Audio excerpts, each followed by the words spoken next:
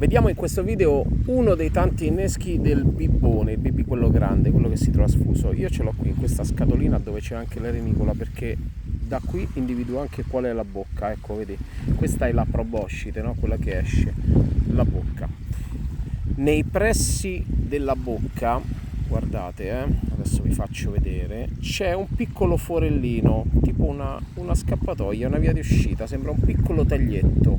In realtà quella è un'entrata per il filo. In questo caso io ci sto facendo passare un ago stonfo di quelli da 1 millimetro con il micro occhialino dietro, guardate, ecco qui, sotto pelle, e non perde liquido. L'ago entra da quella piccola fessura, si vede, e poi lo fate uscire centralmente nel lato opposto. Adesso io dalla parte opposta del lago, qui c'è un piccolo forellino, un occhiellino, ci inserisco il mio filo, in questo caso sto utilizzando un fluorocarbon del 23 se non sbaglio, e mi tiro il filo. Adesso il filo entra da quel forellino laterale, non ha perso neanche una goccia di liquido ed è uscito nel lato opposto. In questo innesco vedremo un sistema doppio amo, quindi potremo utilizzare o un amo singolo tipo questo che ho fatto appena vedere dell'1, oppure 2 ami leggermente più piccoli. In questo caso ho scelto 2 ami poco più piccoli, in questo caso si tratta del 327 bed bass del 4, e il primo amo che vado a legare è quello sopra.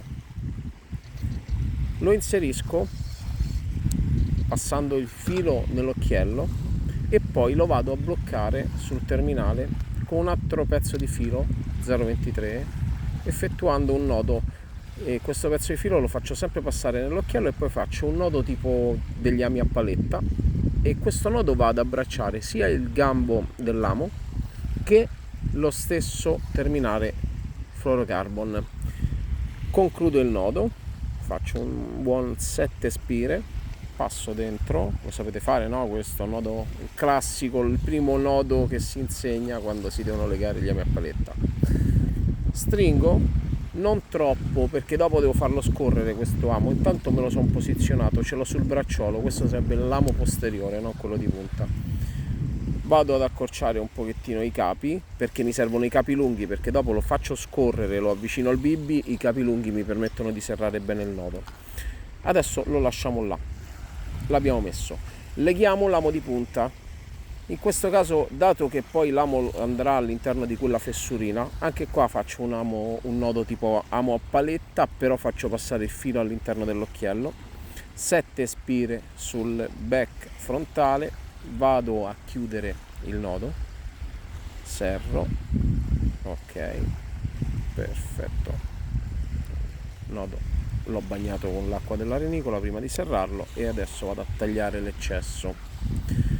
Ora ho un amo a monte del bibbi e un amo sotto, mi tiro indietro il filo, lo faccio scorrere fino a quando l'amo non va battuta di quella fessurina e lo aiuto ad entrare sotto pelle. Questo innesco è molto buono, però con l'amo lì, se devi fare un lancio un po' più gravoso, tendi a strappare il bibbi, e quindi io che faccio di solito? Mi metto un secondo amo sopra, quello che ho legato prima, che adesso sto facendo scorrere verso il basso, lo porto in battuta della parte posteriore del bibbi.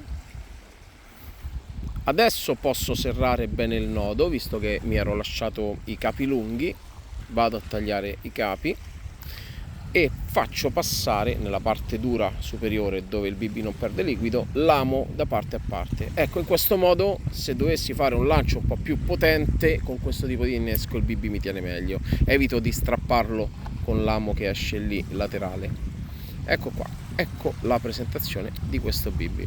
Se ti è piaciuto questo innesco, mi raccomando, me lo comunichi mettendo un bel like, condividi questo video e lasciami un commento. Fammi sapere tu come inneschi il bibbi.